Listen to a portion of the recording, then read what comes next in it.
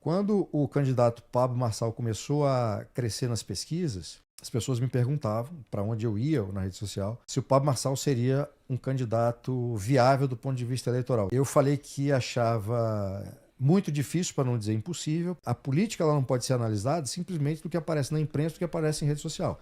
Essa é a forma mais errada de fazer uma leitura equivocada a respeito da política. Porque os dois candidatos que estavam disputando com possibilidade maior de ser eleito, o Boulos e o Ricardo Nunes, eram candidatos. Primeiro, o Nunes, ele participa da prefeitura desde o Bruno Covas. Então ele já conhece a máquina, já participou como secretário, já tem um trabalho em lugares que não aparece. Então, as pessoas que estão na rede social só acompanhando ali o fenômeno Pablo Marçal não sabem quantas ruas o prefeito ajudou a calçar, quanto de problema nos bairros ele ajudou a resolver. Então, eu falando, vocês não podem analisar um candidato, um fenômeno como Pablo Marçal, desconsiderando quem são os outros. Porque a eleição tem adversários. A gente não está falando de 3 candidatos novos. Então, o que eu falava, o Pablo Marçal tem um teto, ele vai chegar nesse teto e depois só cresce se tiver apoio de alguém que já está na vida política, para referendar esse nome.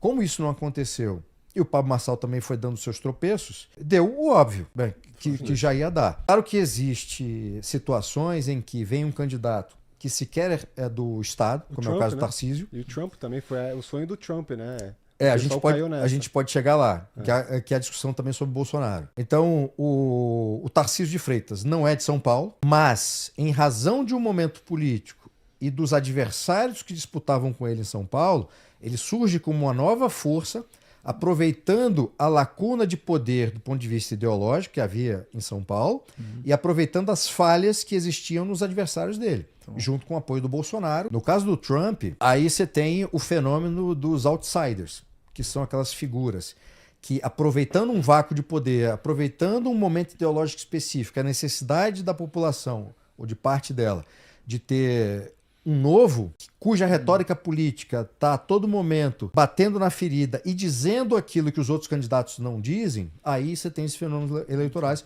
como o Trump e muito como o Bolsonaro. Raro, muito mais raro, né? Muito mais difícil. Isso é muito mais difícil para um candidato ser eleito nessas condições, e aí não é só o candidato. Aí você tem um momento histórico específico que permite, uma janela histórica que permite que esses líderes ascendam e se tornem, de fato, uma força política com longevidade.